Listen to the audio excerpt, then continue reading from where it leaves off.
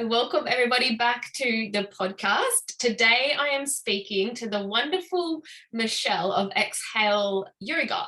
Michele is the founder of Exhale, an Ayurveda wellness coaching and yoga business. She specialises in kids yoga and mindfulness and supporting teachers and early childhood professionals through yoga and wellness coaching. She's a qualified wellness coach, yoga teacher, reiki master, massage therapist, and early childhood professional. So welcome to the podcast, Michele. Hi, Harmony. Thank you for having me here today. You're so welcome. I always start my podcast episodes with the rapid inspiration questions. So the first one I'm going to ask you is, can you inspire us with what your superpower is? Okay. I would say my superpower is having the ability to connect with people. I always seem to be able to make people feel comfortable, and they quite often share their stories and what's going on with them. I think that being able to hold space for people intuitively, being able to connect with them, and children as well, it allows them to open up comfortably. So I just think my superpower probably is being very present with people, being a great listener, and having that energy so I can create a space for them to share. Amazing. I think that is so important to be able to have those qualities when you are dealing with kids in your profession as well, so that they really feel heard. And as you said, you're a good listener, and we know that sometimes when kids are trying to explain things, sometimes we can be like, what? Oh, I don't know, and try to push them off and to do something else. But if you can take the time to understand them and listen to them, their questions and what they need to know is really valid. So that's a beautiful superpower. And what is your favorite quote or mantra at the moment? Wow, there's so many to choose from. This is an awesome question, but I would say I have two, but I think today I'll share with you the one that is always been part of my life. And it is that the universe is not outside of you, it's inside of yourself, and everything you want or need, you already are. Beautiful. I love that. Yeah. And who or what is inspiring you at the moment? Okay. This is a really good question, I think, because it's really a great one of reflection. But I would say for me, it's the everyday heroes. I think there is a lot of multifaceted women in our community doing wonderful things. They're raising families, they're growing businesses or running successful businesses, but they also have so many other passions. And I see that really shining. And I find that so inspiring that these women are out in our community, making a big difference. I won't name anyone in particular, but and also I'm not encouraging that women should have multiple hats or be doing too much. But I just find they've got this certain spark, and I find that just so inspiring and incredibly humbling. So for me, inspiration is just coming from the everyday hero, the people on the ground doing the work and making big impact in our community. So I find that inspiring. So true. And you are absolutely one of those women, Michele. So are you. Thank you. But I would love for you to tell us a little bit more about your background, who you are. When did you start practicing yoga, and when did you decide that you wanted to teach yoga and with kids in particular? Okay. Well, my background, my professional background is been early childhood for over 20 years. I've worked with children in lots of different modalities, and I've always really enjoyed spending time with them and seeing the world through their lens. It's just a wonderful place to live in and be inspired by.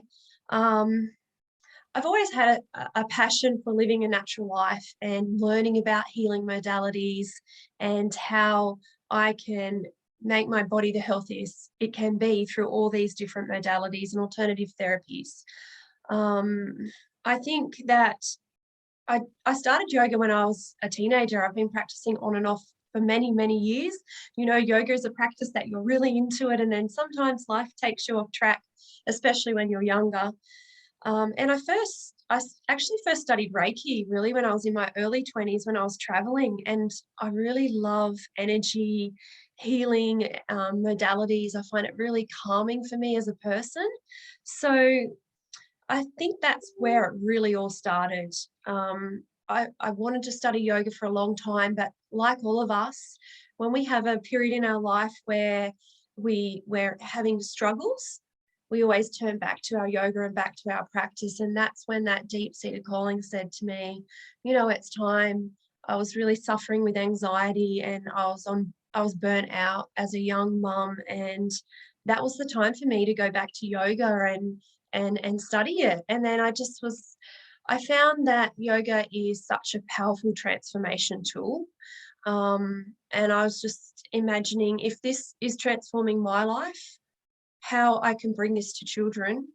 And at such a young age, we can give them the tools as they grow. So they've always got these tools. So I guess it gave me inspiration that I was able to work with children in a different format, through yoga and through the healing and the different modalities that I'd already had learned. So it was just like these tools took me out of a place of anxiety and a space of love, kindness, and learning how to be healthy from the inside out.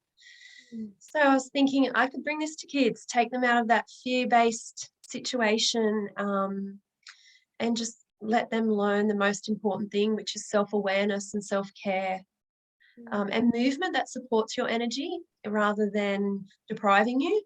So all these wonderful tools. Yeah, it was the right pathway for me. Amazing. And were you working as an early childhood educator, a teacher in like a daycare center whilst you were doing your yoga teacher training? Yes, I was. I had been running a family daycare as well, and then I burnt out. I came out of that and I went back into the mainstream education system of childcare. Yes. Beautiful. And were Yeah. you able to introduce the mindfulness skills and yoga into the early childhood centres? Yeah, they are now becoming really open to these practices, and they do have all this in their curriculum. And yeah, I think it's the way I was able to use it in my own teaching, the way I was able to relate to people, other professionals in the workplace, and also with the children. So it was role modeled, I guess, a way of living as well. Amazing. So what ages do you teach? Talking about children, what age children do you teach? I teach, well, all ages. I think it really, you can teach yoga to all ages. From 3, I can really see the benefits starting to come through with them. They're more receptive to learn to breathe, and it's fun. They love it. And I think that they can take on board the tools a lot better. From about 3 years, they start to engage in the class. They're really learning how to move their body. And of course, as they get older, it grows with them. And we're really helping all the other facets of their body as well, like their digestion, staying healthy, building their immunity. So really from 3, it's such a wonderful process. Awesome. So I guess people are probably thinking, geez, I don't think like you could sit through a yoga class or a mindfulness meditation session at 3. So what does a yoga meditation and mindfulness session look like for kids? Because it's quite different, a kids yoga class. And as you know, like I'm a yoga teacher as well. I teach adults. I have taught kids yoga and I hated it. Like it just was not my thing at all. The kids started taking over the class. I did not have control of that class. So there was no mindfulness going on for me or them. So it is a very challenging thing to teach children. So what does yoga meditation and or mindfulness session look like for kids when you're teaching it, not me? Okay. Well, children's nature is to play. So it's very playful. It's full of fun, movement, games. We have times of loudness, self-expression, and then also times of quietness. I use props, stories, songs, games, all different ways to explore it. Older children, we might do journaling, use blocks and straps, yoga balls, oracle cards, all this fun stuff to make the class engaging. And while all this engagement is happening, that's my opportunity to thread through all the beauty of yoga, all the lessons, and all the different poses I know that are going to help their bodies. So yes, it is a very different way of teaching to an adult class. You have to have you have to be really grounded in your own energy, and it's all about how you hold the space of the class, really. But it is a lot of fun, Harmony, and it is a lot of fun. And I find there's so much to learn in a kids yoga class and what they bring, and each class is different on every day. I can have a whole plan of everything I think I want to teach them, and in they come with different energy, different things that have happened in their week, especially children that are at school. They might have had exams or different things going on. So just having that basket of tools really helps me go, right, this is what we need today, and this is what we're going to focus on. I can see this is how your energy is. And of course, linking it through to Ayurveda, which really helps as well, understanding the seasons and, how's the weather been today? What do you guys need right now in this moment? So, I mean, that's what mindfulness is, isn't it? It's being in that moment, and that's, I'm the vessel to make that happen, basically. Beautiful. That answer your question? Yeah, absolutely. And I mean, despite my challenges teaching an actual kids yoga class, I do practice yoga with my own children, and we do meditations and all of those type of things. I don't know, I feel more comfortable teaching my own kids, I think, because of obviously the relationship that we have. That's and right. I have seen, and they love it, and I've seen so many wonderful benefits for them, and they are at that point of awareness, like that they will ask for meditation in the evening if they know that they really need it as well. Not always, but they are developing that awareness, and I think that's just a really beautiful sort of insight into some of the benefits of teaching them from a really young age. Absolutely. Could you share with us maybe some other benefits that you're seeing with the children that you teach? Okay, I would say probably the biggest benefit I see now in this world we're living in at this moment is there's a lot of anxiety. And there's lots going on in the world that brings worry and fear to children. So having a toolkit where they can regulate themselves and understand and process their emotions, and also create a positive mindset, is probably one of the biggest benefits that are coming out of yoga currently right now. I mean, the world's hard to navigate at the moment. It's all energy, isn't it? Everything's energy. They see it from home. They see it in the world. And they're able to come into this safe space, inclusive space, where we're a little community and we can share and use our yoga tools to help us, especially with the breath. And especially also because children are so exposed to media, and technology is now probably, it's the biggest challenge parents are facing. And they're so exposed to a variety of different things that they're maybe not able to process at their age. So yoga creates that safe space that they can come and learn tools to learn how to navigate that all. And also what comes with being on devices, so forth, is that we're not as engaged and we're not outdoors. And this is not a judgmental thing, because I obviously have children myself, and it's a challenge I face every day, getting them outdoors and off a device. So I will find that yoga is bringing physical movement to children. That's really helping counteract that. So we're working their nervous system, we're working, the circulatory system, the digestive system, the lymphatic system. And so all those systems, yoga encompasses working them all. And it's teaching them that, like you're saying, that awareness of themselves. So, we're lengthening their muscles and strengthening their bones, but they're also learning that spiritual side of connection at the same time. So I think all those things are wonderful, but yeah, having that toolkit to take out into the real world, that's a big thing at the moment. Kids really, really need that. I don't see what goes on in their lives. I can get little snippets of what's going on, and then I can try and, give them the best tools they can to keep their life as stable as possible. Even if I know they've got an exam coming up, or they're 5, I know what 5-year-olds are going through, understanding their development. I can just give them little tools while we're in an animal yoga pose, that they can then take into their life off the mat. That's a really important part of kids yoga for me.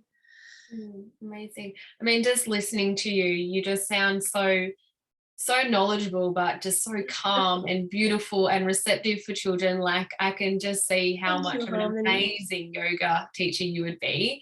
And yeah, and I just feel like the passion coming from you. So I really feel like you're really on your dharmic path with this, and it's so needed. Like I said, it takes special people to be able to teach kids yoga and mindfulness. So yeah, I really congratulate you on that, being able I to think share it's that. learning to know how to relate to them, Yeah. and knowing where their development's at, and Yeah. that safe space without any expectation for them to just come and be however they want to be. They don't have to conform. I mean, there's rules to follow in yoga, but they're not, you know, they're there to create a safe space. So what do you do if you do have a child in like an emotional state? There, for instance, they're crying or having tantrums, like I guess distracting the other children in the class. Like, how do you manage that in a yoga or a mindfulness session for children? Yeah, that's a hard one, and it does happen. First of all, for me, I just have to stay calm and, like I said, create that safe space. Um, know Knowing developmentally, if it's a younger child, well, tantrum's quite normal. That's how they're expressing themselves. But if it's an older child, you know, we use our yoga tools to help us come out of that. If a child's very upset, there's normally a reason behind it, so I find out what that is.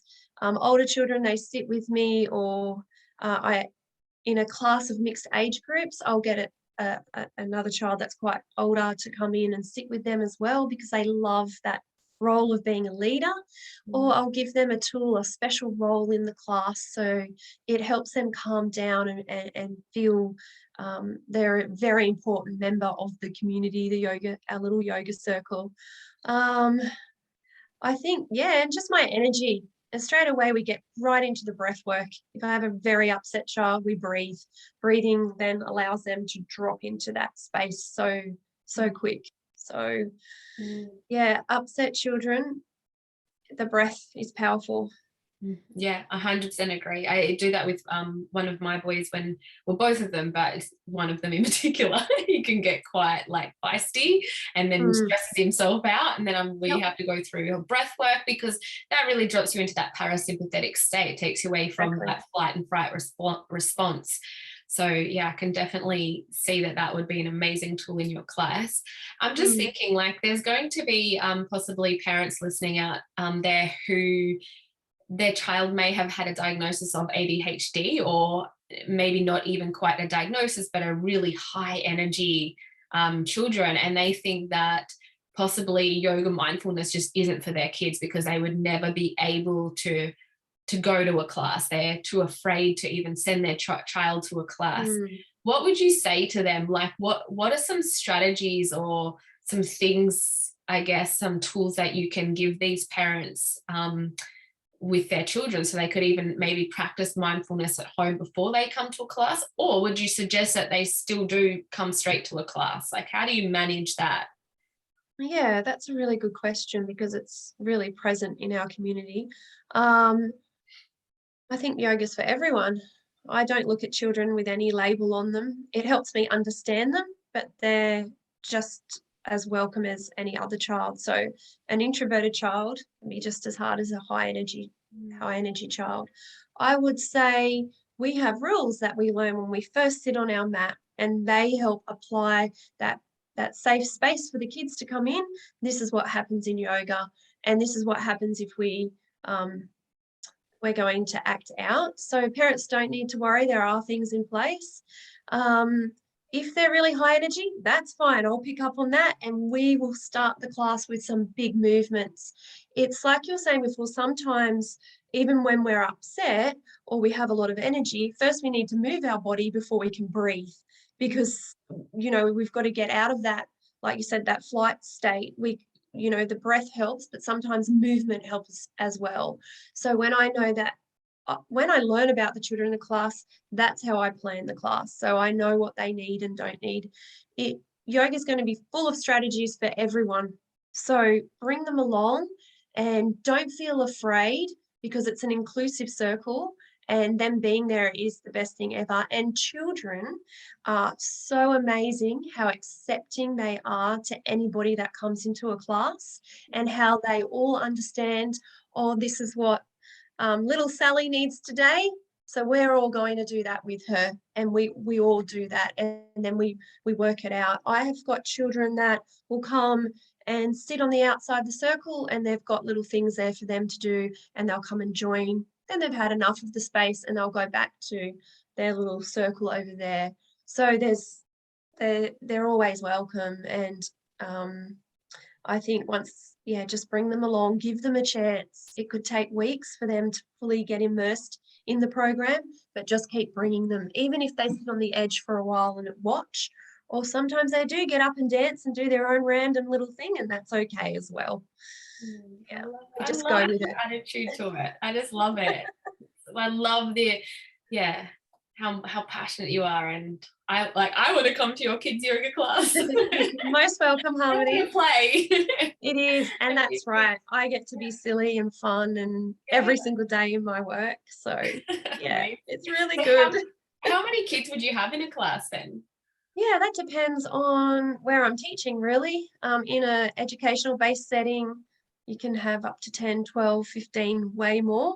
It depends on if teachers and educators are engaged. In a community space, it's whoever comes, really. And then I do one-on-one sessions as well. So that really depends on what environment we're in. Ideally, working with no more than 12 kids is ideal. Yeah, if not less. But I don't like saying no to people, so everyone's welcome. But yeah, in a community class, parents are there as well. So, and in a school-based setting, teachers are there, and so are educators in early childhood. So there's always extra hands to help out and to guide the children. Wonderful. And so for parents who are listening and they would love to introduce their child to more mindfulness practices at home, what are 3 things or activities that we as parents can do at home with our children? Okay. Great question. So many answers to this one. 3 things. First of all, before I get into 3 things, I would say as a parent, and you said this at the beginning, actually, Harmony, is just to be present with your children and just to practice these, being mindful yourself, because children may not always want to get on a yoga mat and do a pose, or the hardest thing is to getting them to come into learning how to relax their bodies. For some children, that is a big challenge. But if you're role modeling it and they see you doing it, you're already giving them a tool. So you're bringing yourself into that nice, calm state. It's helping you as a parent, and all the wonderful physical benefits you're getting from practicing yoga as well. So first of all, just be there with yourself and start to learn your own self-awareness, because that then translates to your children. I think that's a really big thing. When you learn to quieten your own mind, and be aware of what your own body needs, you can then verbalize that to them. You know, Mum's been very busy today. She's going to go to her yoga mat now. You're welcome to join me. My body's feeling this way, and I'm going to acknowledge how it feels, using that type of language around them. Yeah, I think that's the first thing. You know, I love that. I really love that, because it always starts with us, right? Like any sort of great transformation and change starts with you, and we are the biggest role models for our children. And you can't expect your child to be really mindful and, present if you're so reactive and always flying off the handle, and if you don't communicate that. So the other thing is, Exactly. I think open communication is so paramount, and that's something I really make an effort to do with my children. I think it's they know all about different aspects of yoga, of mindfulness, but even about the human body. Like we're just so open with them in a really respectful way, but having that really open communication. They always know what my schedule is as well. They know if I'm getting up in the morning and training at the gym and what time, then I'll be back. So they're never in this fear response in regards to where I'm at, what I'm doing. I mean, obviously my husband's at home with them too, but I think having that open communication, they just feel safe and secure. Like even on the way to school, I always say, hey, it's Wednesday today, you've got after school care, or it's Thursday, you've got to catch the bus home because then we're going to soccer. And they're like, yeah, we know, Mum. Like, we know, we've been doing this for many years, but I still love to communicate that with them because I think important. It keeps them safe and feeling really connected, and that you're going to be there for them. So I think right. Yeah, totally. And if we start that at a young age, it's a routine. And this is the other thing. This is what Ayurveda is. It's implementing routines. And everything is threaded in. All these healing modalities, they all thread in all that knowledge that we have. We just keep threading it through. And what you're doing now as well, that will come through in the teenage years. It's going to really, really help.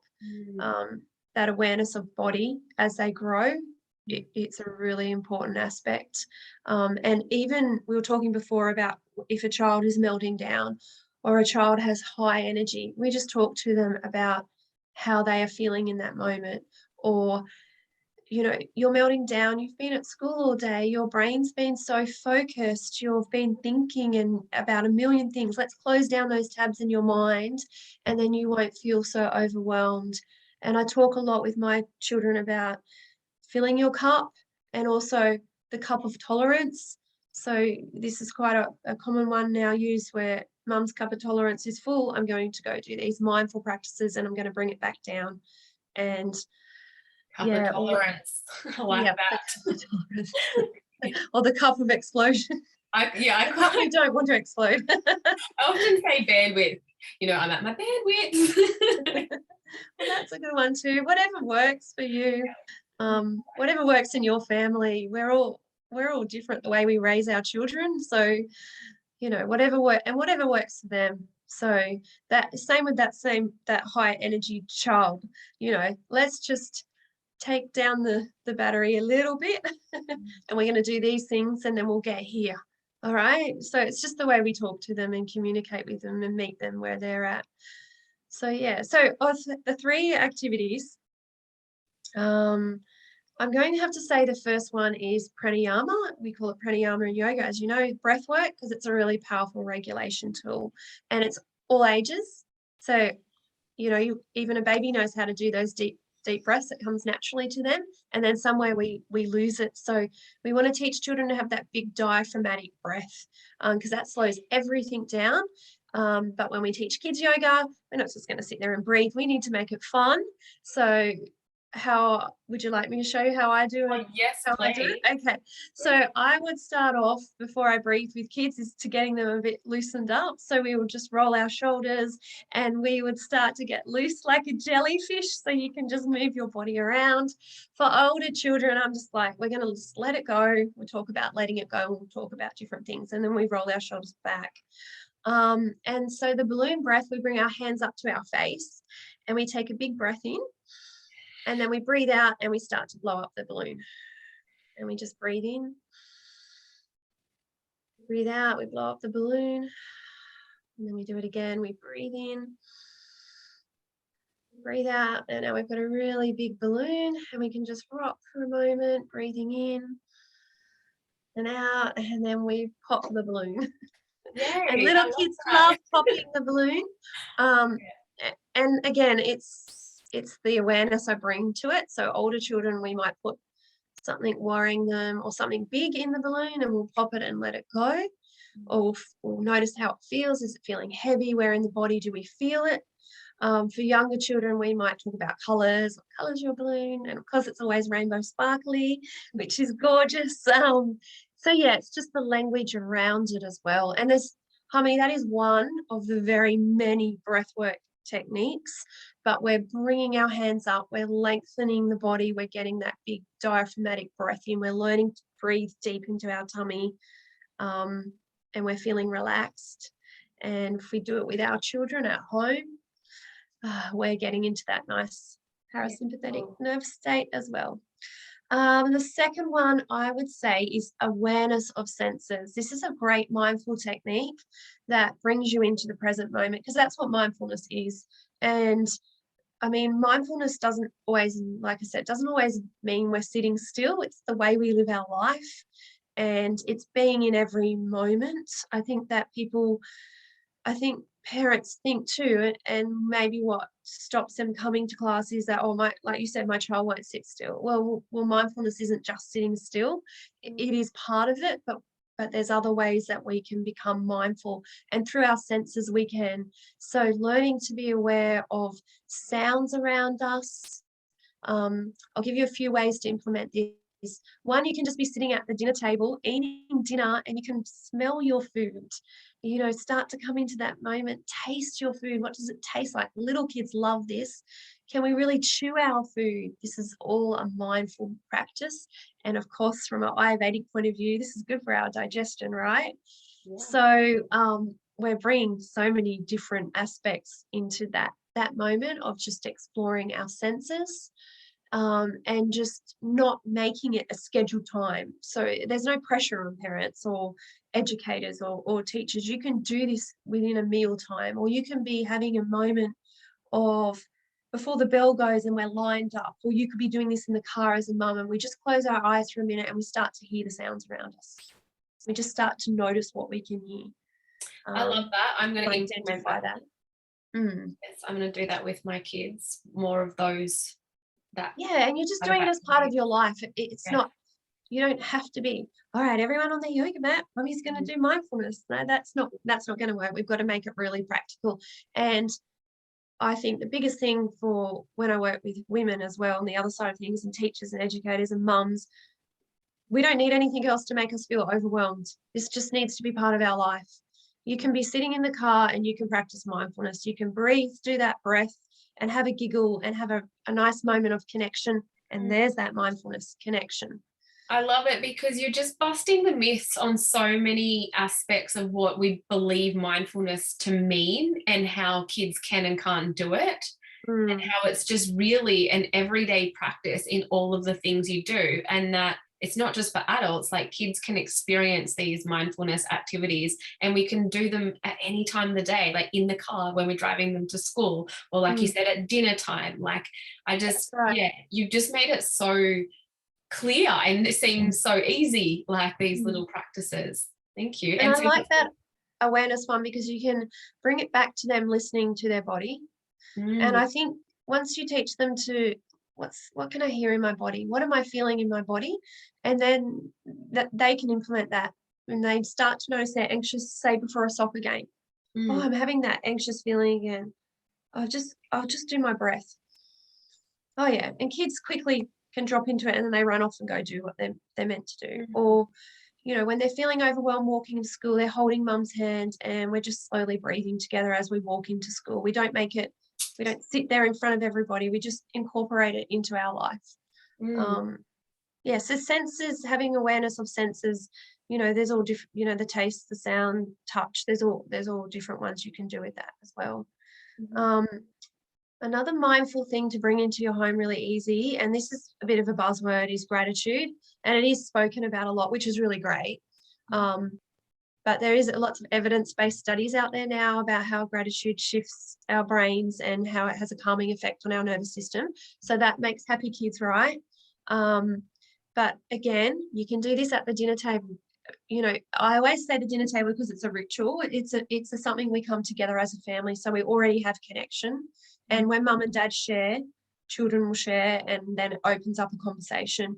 So talking about what we're grateful for, learning to be thankful for ourselves, our world, our body, We always do this at the end of yoga in a circle. We share with little kids, it's quite superficial, lollies and unicorns, and they're always thankful for mummy. Mummy is always one, and daddy always one that comes through. But I've seen it with children as they've grown through my classes, and then they start to be thankful and have that awareness of the world, and thankful trees and water, and they start to really integrate it in more of a mature way, and it comes out of that superficial kind of realm. So it's a really good one to keep practicing, because it does really work.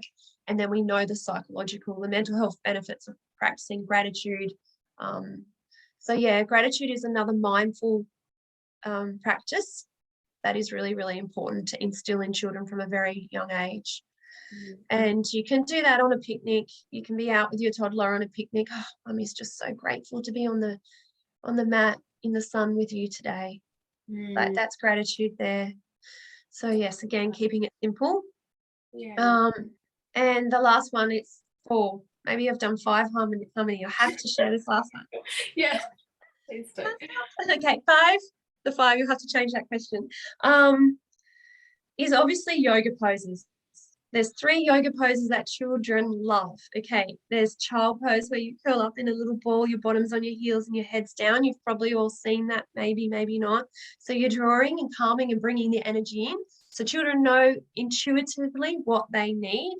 So that's a really good one. And you can call that anything. I think I've called it wombat pose. I've called it little mousy pose. I've called it rock. You can call that one anything. Remember, we're adding fun to it.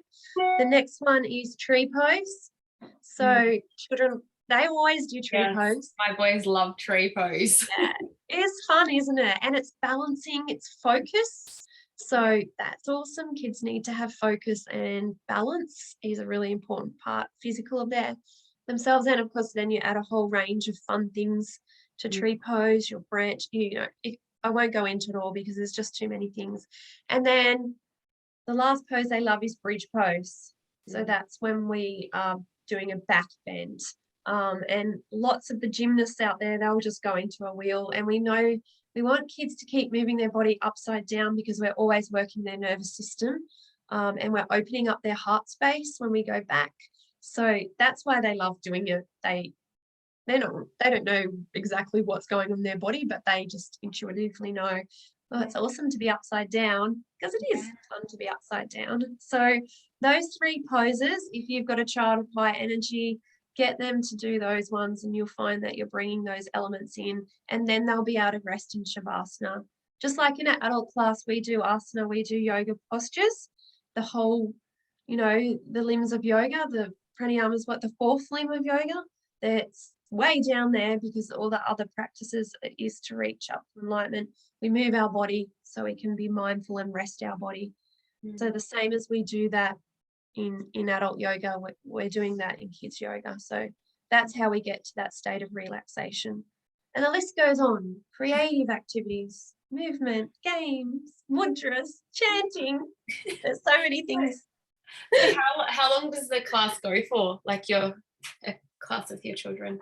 Age dependent. Under 3, 20 minutes, babies 10 minutes. I don't really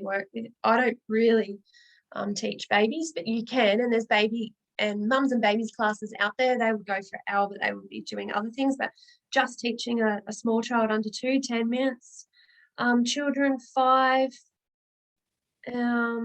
children between 4 and 5, about 30 minutes, and then above 45 minutes for a school age child, and then an hour for a teen. So I think with kids yoga, you do it for as long as they need in that moment. That would be my answer. In any type of setting. Thank you so much, Michele. You have added such a beautiful and new perspective when it comes to yoga and mindfulness for children, and I really appreciate the things that you've shared with us today.